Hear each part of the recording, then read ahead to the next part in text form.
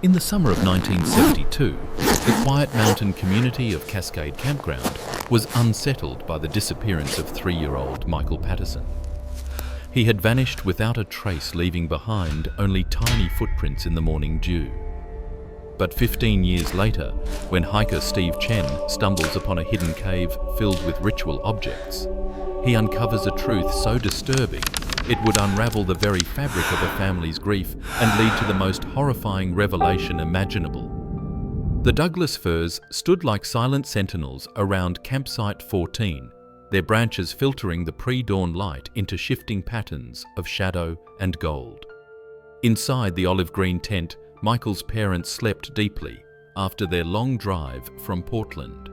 The mountain air carried the scent of pine needles and wood smoke from dying campfires.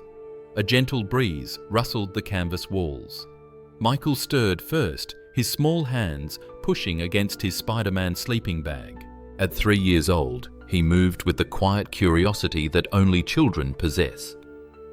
The tent zipper made barely a whisper as tiny fingers worked it open. His bare feet touched the cool earth, leaving perfect impressions in the soft soil, moistened by mountain mist. The campground stretched before him like a wonderland of shadows and interesting smells.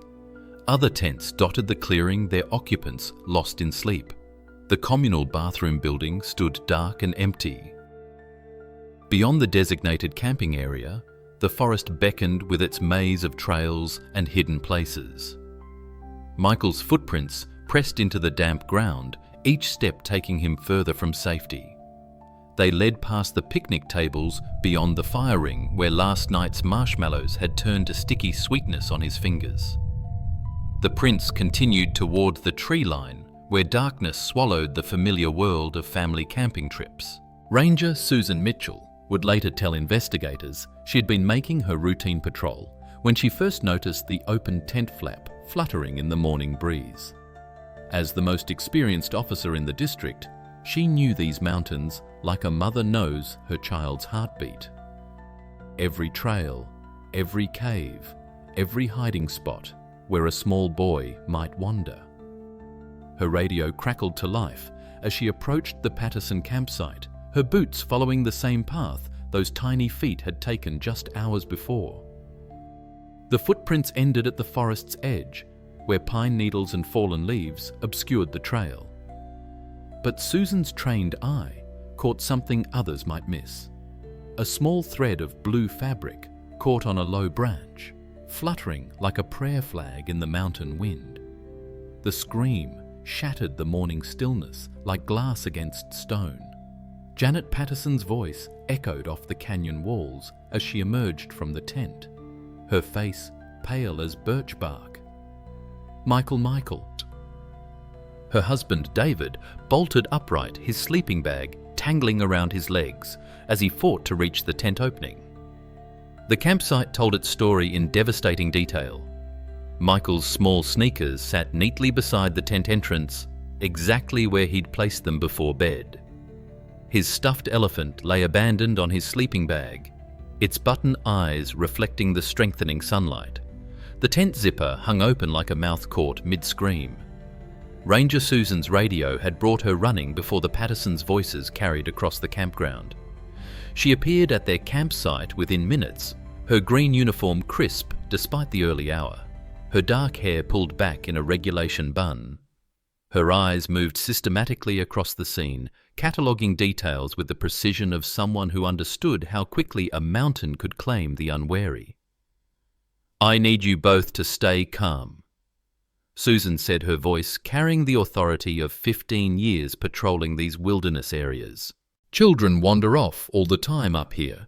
The mountain can be confusing, but I know every inch of this terrain." She knelt beside the tent, her fingers tracing the tiny footprints in the soil. "He's barefoot, which means he won't have gone far. These little ones, they get tired quickly." Within 30 minutes, Susan had coordinated a search grid that stretched across 12 square miles of forest.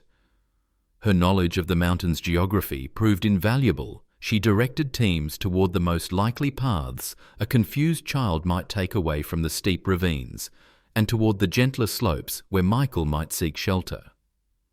There's a natural cave system about 2 miles northeast. She explained to the assembled volunteers, her finger tracing routes on a topographical map. Children are drawn to enclosed spaces when they're scared. I've found lost campers there before. Her voice carried a strange note of certainty, as if she could see through the forest canopy to where Michael might be hiding. As the search teams dispersed into the wilderness, Susan lingered at the Patterson campsite. She bent down near the tree line, examining something the others had missed: a small indentation in the earth, as if someone much larger than a 3-year-old had knelt there waiting. By noon, the search had drawn the attention of Detective Ray Martinez from the county sheriff's office. His weathered face studied the scene with the methodical patience of someone who'd worked missing persons cases in wilderness settings before. The facts painted a troubling picture that extended beyond a simple case of a wandering child. "Tell me about Walt Henley," Martinez said to Susan as they stood beside the maintenance shed. The wooden structure reeked of gasoline and motor oil, its contents scattered as if someone had left in a hurry.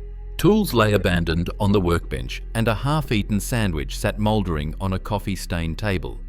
Susan's expression tightened almost imperceptibly.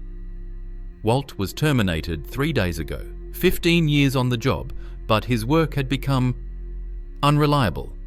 She gestured toward the shed's disarray. David Patterson filed the complaint that led to his dismissal. Walt took it personally. The maintenance man's departure had been ugly. Campground manager Tom Willis described Walt's final confrontation with David Patterson, who'd complained about broken picnic tables and overflowing trash bins at their campsite. Walt started screaming about city people who didn't understand mountain life, Willis explained. Said he'd show them what this place was really about. Martinez found Walt's personnel file in the manager's office. The man's deteriorating performance reviews painted a picture of growing resentment toward campground visitors. Hostile toward families with young children, read one report from the previous summer. Inappropriate comments about teaching kids respect for nature. But it was Susan who provided the most damning detail. Walt knows these mountains better than almost anyone, she told Martinez, her voice dropping to barely above a whisper. He's been maintaining the trail markers for over a decade. If someone wanted to hide something up here or lead a child somewhere specific, Walt would know exactly where to go. She led Martinez to Walt's cabin, a ramshackle structure half hidden among the pines. Through the grimy windows, they could see evidence of his obsession. Detailed maps of the mountain trail system covered the walls, with certain areas circled in red ink. Newspaper clippings about missing hikers hung beside them like trophies. He's always been strange around children. Susan continued, her fingers absently adjusting her radio. Almost protective in an unhealthy way, like he thought parents didn't deserve them. Martinez made notes as Susan spoke, unaware that her radio had been switched to a frequency that bypassed the main search coordination channel. Bob Morrison's campsite sat at the far edge of the campground, tucked beneath a cluster of old-growth cedars that blocked most of the morning sun. When Martinez approached with Susan at his side, the man was frantically stuffing camping gear into the back of his dented blue pickup truck.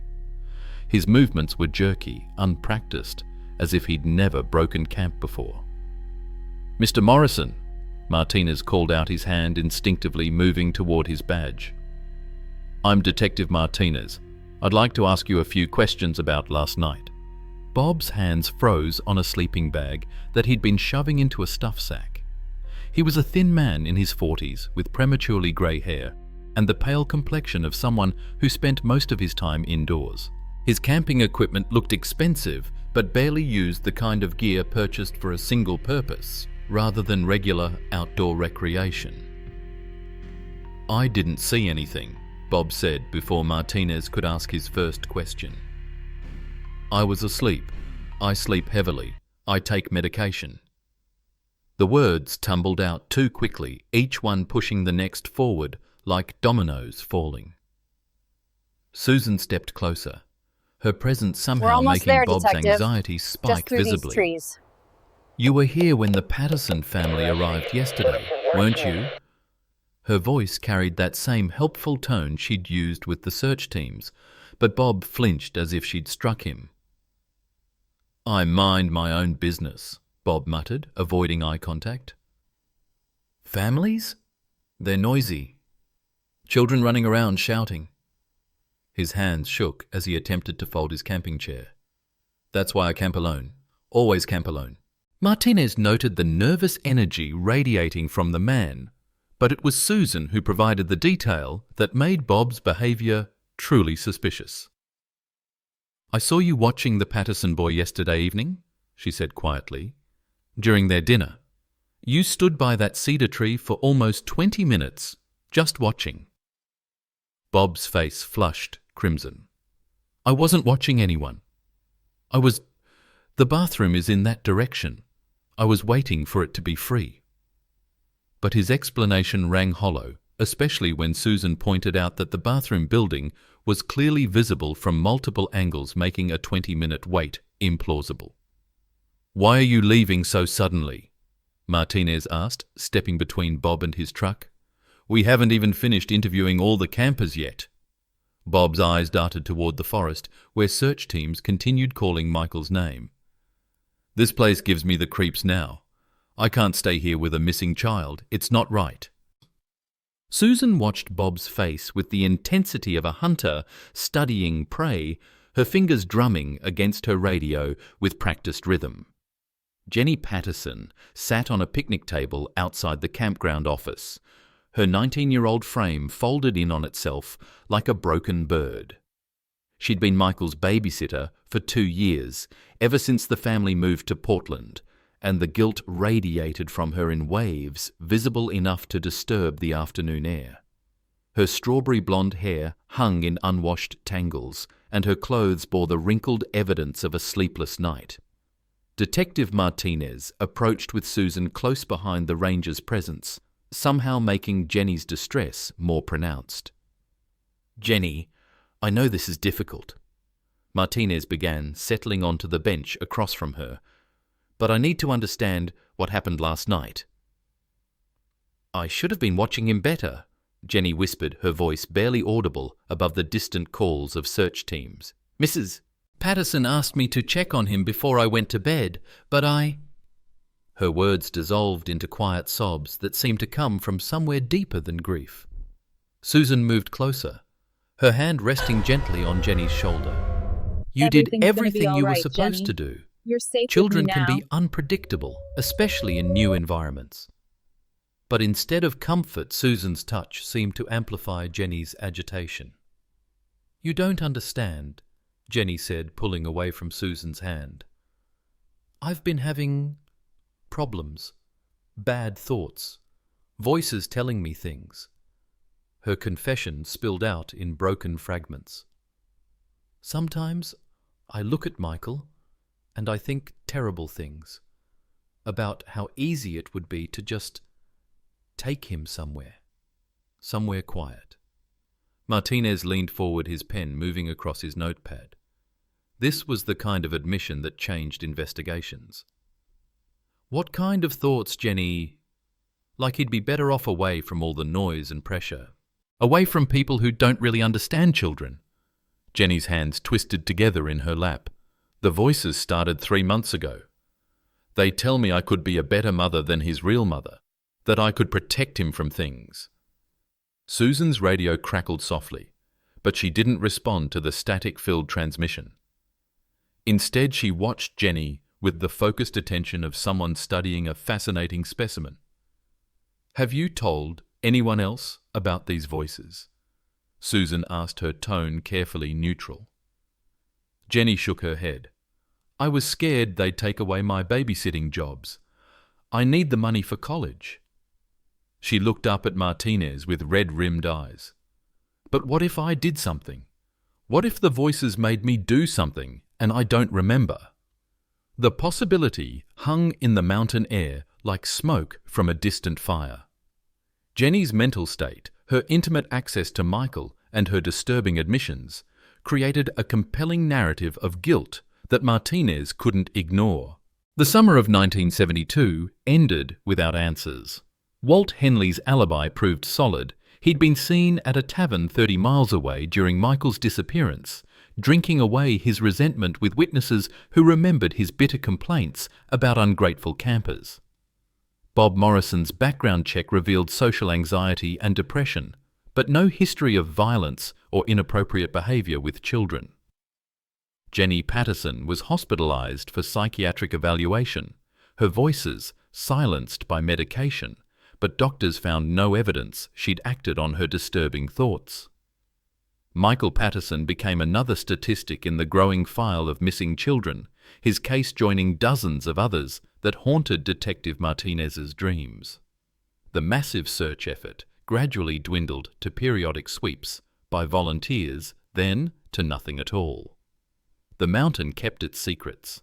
15 years passed like seasons of snow melting into spring rivers. Cascade Campground continued to host families seeking escape from city life, though old-timers sometimes spoke in hushed tones about the little boy who'd vanished into the forest. Ranger Susan Mitchell earned commendations for her dedication, her knowledge of the mountain's hidden places making her invaluable during subsequent search operations.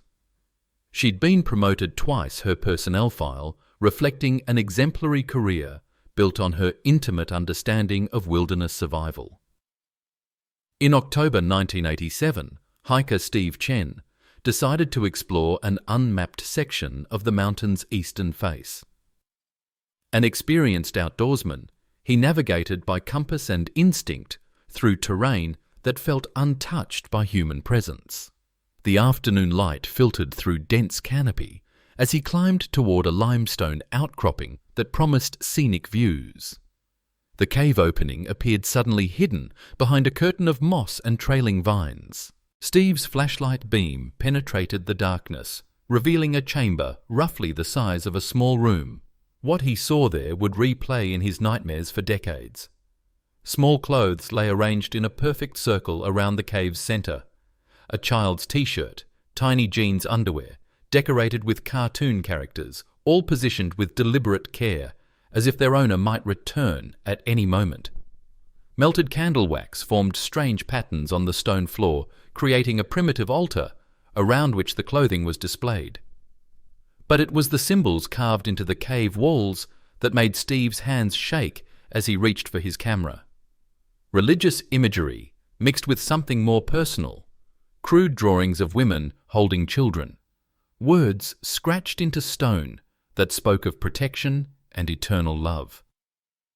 In the flickering flashlight beam, the cave felt less like a tomb and more like a shrine to something Steve couldn't begin to understand. Detective Martinez had aged in the 15 years since Michael's disappearance.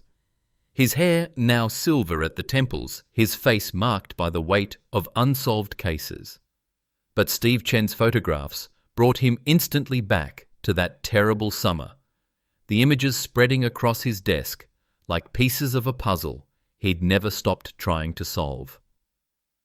"I've never seen anything like this," Martinez said to Ranger Susan as they prepared to return to the cave site.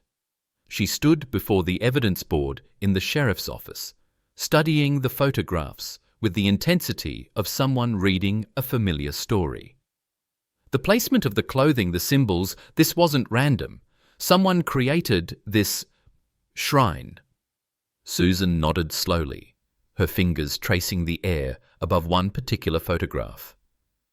"It's approximately 3 miles from where Michael disappeared. Difficult terrain, but not impossible for someone who knows these mountains." Her voice carried that same authoritative certainty it had 15 years ago, as if the passage of time had only deepened her understanding of the wilderness. The hike to the cave required Susan's guidance through unmarked forest.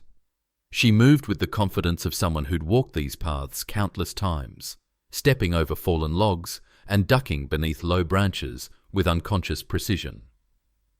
"I've surveyed this area during previous searches," she explained as they climbed. "But this particular cave system is hidden from most of the established trails."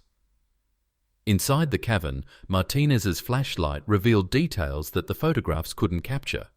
The candle wax had been applied in layers, suggesting multiple visits over an extended period. The carved symbols showed evidence of different tools, some rough and hurried, others painstakingly detailed. Someone had spent considerable time here, turning this natural shelter into something deeply personal. "Look at this arrangement," Susan said, kneeling beside the circle of clothing. Her voice held a note of professional appreciation, as if she were examining evidence of superior wilderness survival skills.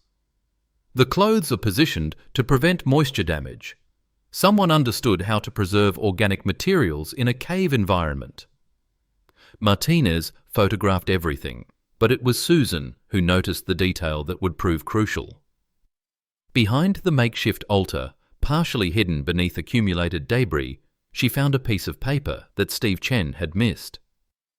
Her gloved hands carefully extracted what appeared to be a child's drawing, crude figures rendered in crayon on construction paper that had somehow survived 15 years in the mountain cave.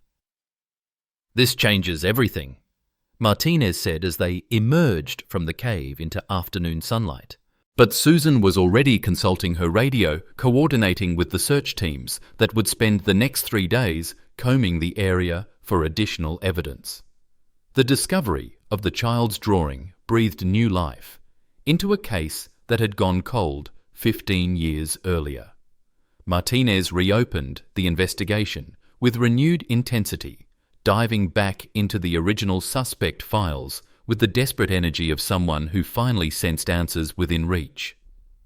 The cave evidence suggested planning patience and intimate knowledge of the mountain terrain qualities that pointed directly back to the 3 suspects who dominated the original investigation. Walt Henley had died 6 years earlier, his liver finally succumbing to the alcohol that had sustained his bitterness. But his former neighbour provided disturbing new information about Walt's behaviour in the months following Michael's disappearance. "He kept talking about teaching people lessons," the neighbour recalled. "Said some parents didn't deserve their children, that the mountain would show them what real loss felt like." Martinez drove to the psychiatric facility where Jenny Patterson had been treated intermittently since 1972. Now 34, she'd found stability through medication and therapy, but her memories of that summer remained fragmented. The voices were so loud then. She told Martinez, her hands nervously smoothing her hospital gown. "They told me children were calling to me from dark places, that I needed to find them." Bob Morrison proved more elusive. He'd moved frequently since leaving the campground, a pattern of displacement that suggested someone running from uncomfortable truths. Martinez tracked him to a small apartment in Nevada, where Bob's anxiety seemed to have calcified into permanent paranoia. "I knew something terrible was going to happen that night," Bob insisted. "The way that little boy looked at me like he could see into my soul." But it was Susan who provided the insights that seemed to tie everything together. She'd maintained detailed files on all 3 suspects documenting their connections to the mountain and their potential access to the cave site. "Walt knew about that cave system," she explained to Martinez as they reviewed the evidence. "He'd mentioned it during maintenance surveys. And Jenny, she'd been hiking these trails since childhood. Her family camped here every summer." Susan's thoroughness impressed Martinez. She'd tracked Bob's movements after leaving the campground, noting his pattern of staying at remote locations near wilderness areas. Someone with his psychological profile might be drawn to isolated places where he could act on his impulses. She suggested, her radio crackling softly with updates from other rangers. As Martinez built his case around the 3 original suspects, Susan continued her patient documentation. Her office walls were covered with maps marking every detail of the investigation, including several caves that weren't mentioned in any official survey. When Martinez commented on her meticulous record-keeping, Susan smiled with quiet pride. I've always believed that understanding the mountain means understanding the people it touches. The child's drawing lay spread across Martinez's desk under the harsh fluorescent lights of the evidence room. After 15 years in the cave, the construction paper had yellowed at the edges, but the crayon marks remained vivid enough to tell their story. Martinez studied the crude figures with the intensity of someone reading ancient hieroglyphs, searching for meaning in every wobbly line. The drawing showed two figures standing in what appeared to be the cave itself, jagged lines suggesting stone walls, small circles that might represent candles. The smaller figure was clearly a child rendered in the simple style of a 3-year-old's artwork, but it was the larger figure that made Martinez's coffee grow cold as he stared. The woman in the drawing wore what could only be described as a uniform. Green crayon covered her torso, and something that resembled a badge or patch adorned her chest. A wide-brimmed hat sat atop her head, and she held what might have been a flashlight or radio in one hand. The child figure stood close beside her, their crayon hands appearing to touch. "Michael drew this," Martinez said aloud to the empty room, his voice echoing off the concrete walls. The implications crashed over him like an avalanche. This wasn't just evidence of Michael's presence in the cave, it was testimony from beyond the grave, a 3-year-old's attempt to document his final moments. Martinez called the State Crime Lab, requesting immediate analysis of the paper and crayon materials. But even as he spoke to the forensics specialist, his mind was racing down a path he'd never considered. The drawing showed a park ranger, the one profession that would have complete access to the mountain, intimate knowledge of every cave and trail, and the authority to move freely through search areas without suspicion. Susan's face materialized in his memory, her calm efficiency during those first terrible hours of the search, her immediate knowledge of the cave systems, her detailed maps marking locations that didn't appear in official surveys, her radio communications that seemed to bypass normal channels. Martinez pulled Susan's personnel file, something he'd never thought to examine closely because she'd been part of the solution, not the problem. As he read details that had seemed impressive, now took on a darker cast. Her knowledge of the mountain was described as almost supernatural by colleagues. She'd been involved in every missing persons case in the district for over 2 decades. And there was something else a note about her collecting souvenirs from successful search operations items she claimed helped her understand the mindset of people who became lost in the wilderness. The drawing stared up at him from the desk, a child's final message rendered in bright crayon colours. Martinez spent the night reading Susan's personnel file with the obsessive focus of someone whose world was shifting beneath his feet. What he'd initially dismissed as thoroughness now revealed itself as something far more disturbing. 23 years of exemplary service, but hidden in the routine commendations and performance reviews, were details that painted a picture of a woman whose dedication bordered on obsession. A 1971 incident report mentioned Susan's unusual attachment to a family's camping gear left behind after an emergency evacuation. She'd insisted on personally cataloguing and storing the items, claiming it would help her understand how families interact with the wilderness environment. The report noted that some personal items, children's toys, clothing, had gone missing from the evidence storage. 3 years later, another notation referenced Susan's collection of research materials found in her ranger station. Supervisors had discovered boxes filled with personal items that campers had reported lost over the years: a child's baseball cap, a teenager's journal, stuffed animals that families assumed had been left behind accidentally. Susan had explained these as educational tools for understanding how people survived in wilderness situations. But it was her psychological evaluation from 1978 that made Martinez's hands shake as he turned the pages. The department counselor had noted Susan's intense identification with missing persons cases and her concerning statements about the inadequacy of modern parenting. She'd spoken extensively about children who seemed lost even when they were with their families, and her belief that some young people would be better served by those who truly understood their needs. The evaluation mentioned Susan's childless status, a source of deep pain that she rarely discussed, but that seemed to drive her protective instincts toward campers' children. Subject exhibits maternal behaviours toward young visitors that exceed professional boundaries. The report stated, recommend monitoring of interactions with families, particularly those with small children. Martinez cross-referenced Susan's work schedule with every missing child case in the district over the past 2 decades. The pattern was undeniable. She'd been the first responder in 7 cases, the lead coordinator in 12 others. Her intimate knowledge of cave systems had made her invaluable during searches, but now Martinez wondered if that knowledge came from a more sinister source. He pulled the radio logs from the night Michael disappeared. Susan's communications had been frequent, but oddly specific, directing search teams away from the eastern mountain face where the cave had been discovered 15 years later. Her explanations had seemed logical at the time. Dangerous terrain, low probability areas, but viewed through the lens of the child's drawing, her misdirection took on a chilling new meaning. Martinez found Susan at her ranger station as the sun set behind the mountain peaks, casting long shadows through the forest.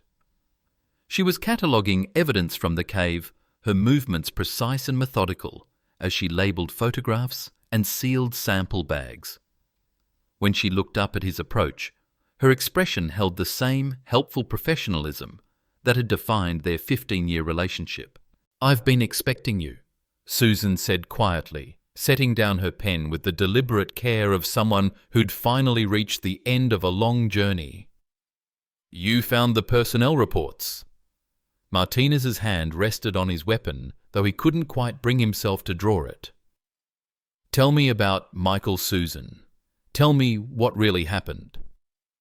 Susan's composure cracked like ice under spring thaw.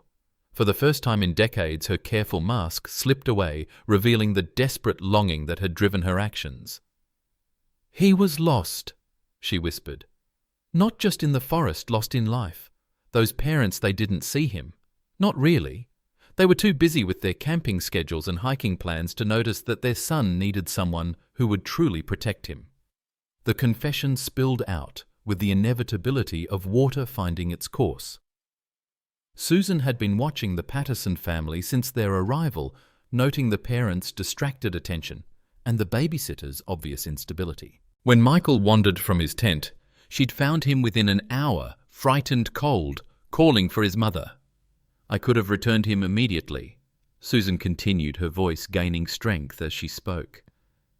"But as I held him, I realized this was a gift, a chance to show him what real care looked like. I took him to the cave, my special place where I'd been preparing for years. I had supplies, blankets, everything a child would need. But Michael's 3-year-old body couldn't survive the cave's damp chill. Despite Susan's desperate attempts to keep him warm, hypothermia claimed him within 2 days. He drew that picture on his last morning," she said, tears finally breaking through her composure. "He'd been asking for crayons, so I brought him some from the station. He wanted to show me us together, our new family." The shrine had been Susan's monument to the motherhood she'd always craved but never achieved. She'd arranged his clothes like a memorial, visiting regularly to maintain the candles and add new carvings to the walls. For 15 years, she'd protected her secret while helping to search for the very child whose body lay hidden in her wilderness cathedral. "I would have been such a good mother," Susan whispered as Martinez placed the handcuffs around her wrists. The trial lasted 3 weeks, but the verdict took the jury only 4 hours to reach. Susan Mitchell was sentenced to life imprisonment for the kidnapping and death of Michael Patterson, her 23 years of exemplary service, unable to balance the scales against a child's life. The courtroom gallery was filled with families who'd trusted her during their own wilderness emergencies, their faces reflecting the terrible realization that evil had worn a badge and uniform for decades. David and Janet Patterson sat in the front row throughout the proceedings, their hair now silver, their faces marked by years of not knowing. When the judge read the sentence, Janet wept not with relief, but with the complicated grief of finally understanding their son's last days. Michael hadn't died alone and afraid in the wilderness.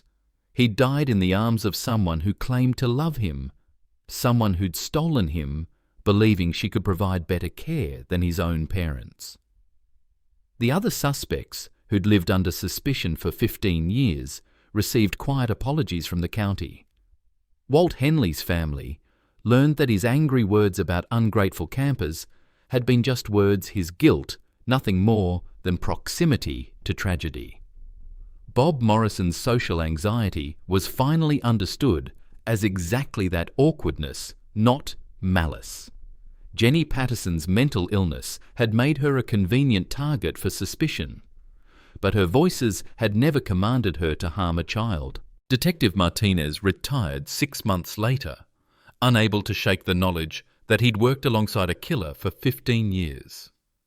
He'd trusted Susan's expertise, relied on her guidance, never questioning why she always seemed to know exactly where missing people might be found. The mountain had kept its secret because the person charged with revealing it had been its most devoted guardian. As they walked from the courthouse for the final time, David Patterson looked at the mountain peaks visible in the distance. The real journey was just beginning. Learning to live with answers that brought no peace, only the hollow satisfaction of justice served too late. In the end, that was the lesson evil might hide behind familiar faces, but love endures even in the darkest places. As they moved toward their car, David squeezed Janet's hand. "He's finally coming home," he whispered. "After all these years, our boy is finally coming home." They stepped toward healing, toward a future they would build together one day at a time. Thank you for listening to Brody's Stories. Until we meet again.